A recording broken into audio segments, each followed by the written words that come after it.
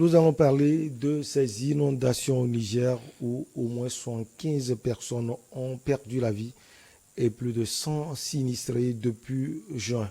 Bonjour à tous, bonjour à toutes. Bonjour à vous, Mamadou Diouf, vous allez bien? Bonjour Michel. Les fortes pluies qui tombent au Niger depuis juin ont fait 75 morts et plus de 100 sinistrés et d'autres sont attendus d'ici fin septembre.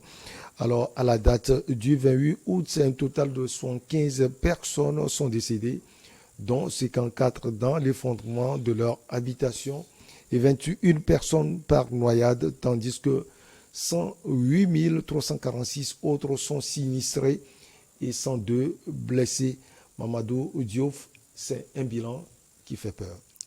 Oui, c'est un bilan qui fait peur parce que on a eu les informations météo qui ont parlé de retour de pluie au niveau de cet espace de l'Afrique. La première chose qu'il faut dire, c'est que si gouverner, c'est prévoir, il fallait que les gens prennent les dispositions qu'il faut. C'est comme si cela n'a pas été fait, d'autant plus que si on se rappelle, au mois d'août, les pluies avaient tardé au point que le gouvernement nigérien avait décidé d'ensemencer les nuages, c'est-à-dire de provoquer la pluie, comme on le dit en langage courant, parce qu'on craignait une sécheresse. D'ailleurs, il y en a même qui se posent la question, est-ce que ce n'est pas à cause de ça que les pluies ont créé des problèmes au niveau du Niger? Mais il est clair que ce n'est pas cela. On est en face d'un phénomène connu avec le dérèglement climatique. Même si vous regardez les inondations, d'habitude, c'est le fleuve Niger qui débordait. Et c'est à Niamey qu'on voyait le plus les inondations, plus les problèmes. Ce n'est pas une première. L'année passée, il y a eu 70 morts, plus de 200 000 sinistrés à cause des inondations.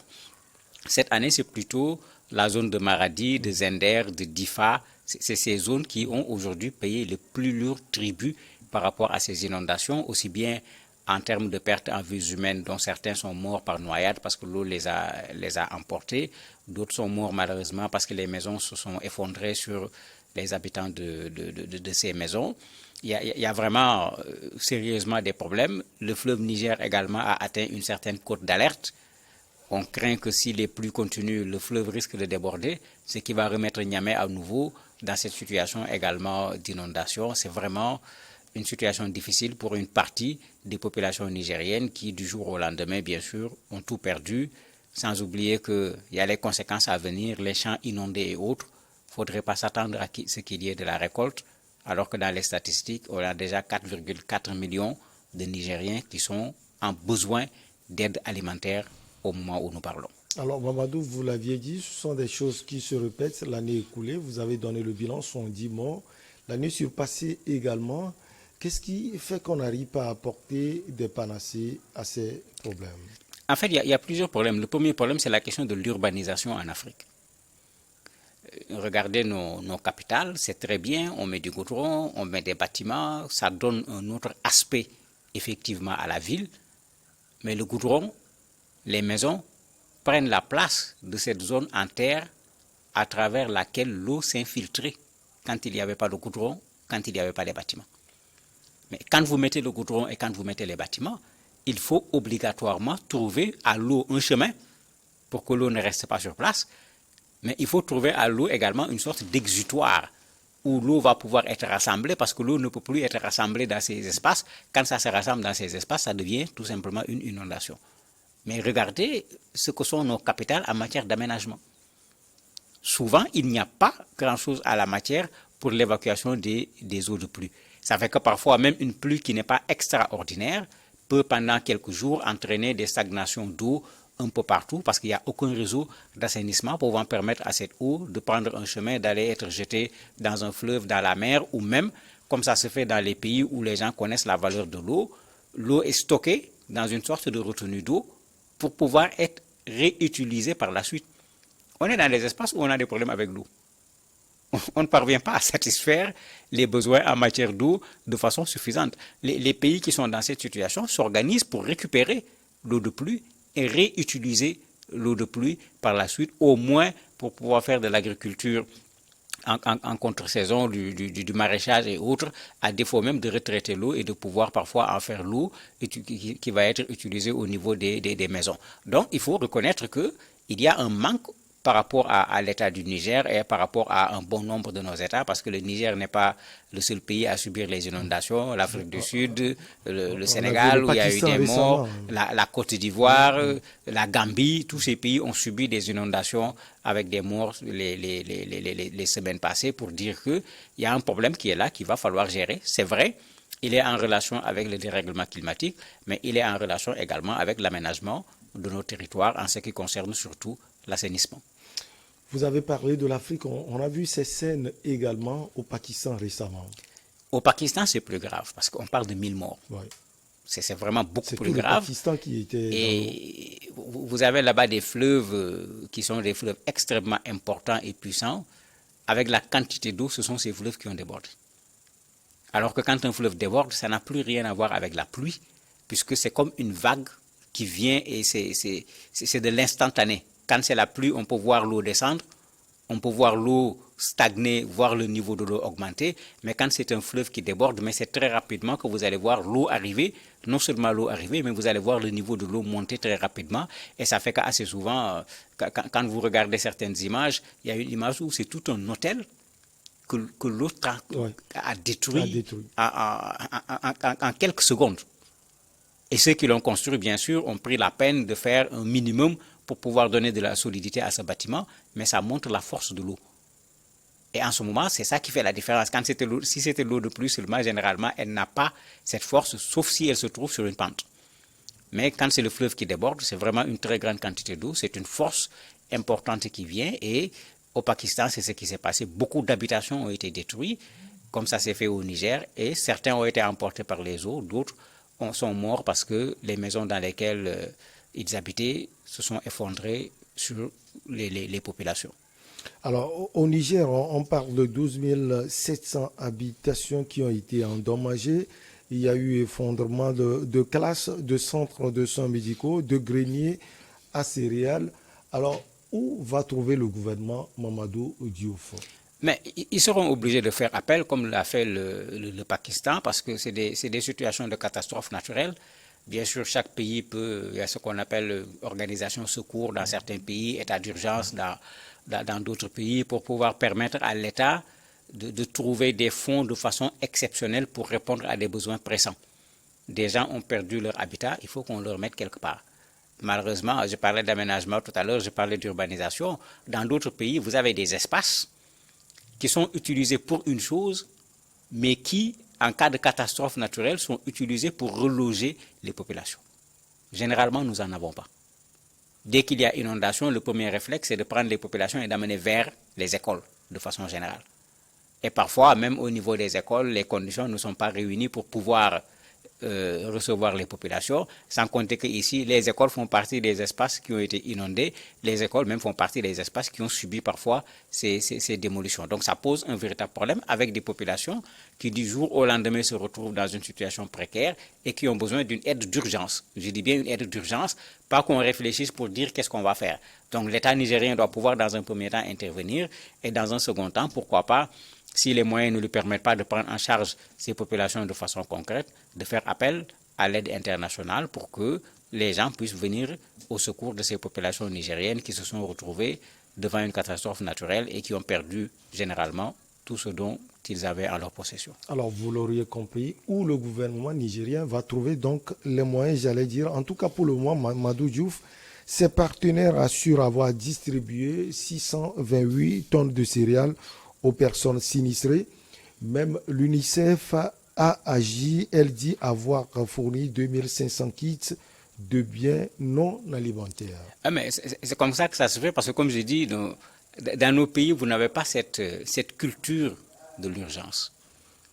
Dans d'autres pays, vous avez une culture de l'urgence. Vous avez un stock de nourriture, vous avez un stock de matelas, vous avez un stock de couverture, vous avez un stock de kits alimentaires, vous avez un stock de kits médical où, dès qu'il y a une situation d'urgence qui se présente, mais avant d'aller dire est-ce qu'on va nous aider, est-ce qu'on ne va pas nous aider, les gens se mettent immédiatement en situation de réaction par rapport à un phénomène, par rapport à une catastrophe.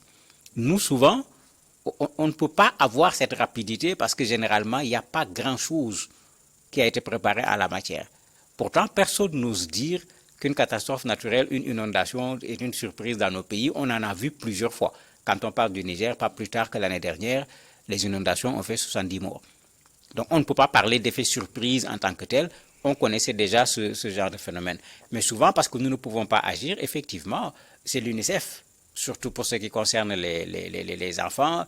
C'est le HCR qui vient intervenir, bien qu'il s'agisse de déplacés internes ici le plus souvent. Et au Niger, vous avez déjà des populations déplacées qui étaient déjà assistées par ces organismes internationaux, non pas à cause des inondations cette fois, mais bien sûr à cause des groupes armés terroristes qui ont emmené certaines populations à quitter leur zone. Et quand vous regardez les zones dont on parle, Difa et autres, c'est des zones où les terroristes sont particulièrement présents également, aussi bien au niveau de Difa que de Tillabéri. Alors, les services météorologiques annoncent de nouvelles précipitations dans le pays jusqu'à fin septembre. Est-ce qu'on peut dire que le pire est devant Mamadou Diouf? Espérons que non, parce que on a été averti, c'est comme ça que je peux l'appeler. On dit qu'un homme averti en vaut deux, puisque la météo dit que la pluviométrie est encore là. Il est clair que les zones inondées risquent d'être pendant longtemps dans une situation difficile. Il y a un besoin d'une réponse urgente, au moins sur 30 jours, pour savoir que ces gens ne pourront pas aussi rapidement rejoindre leur maison, puisque la pluie continue, et je ne suis pas sûr qu'ils ont les moyens d'évacuer rapidement toutes ces eaux. Et si ça se faisait, si la pluie revient, les mêmes causes vont produire les mêmes effets.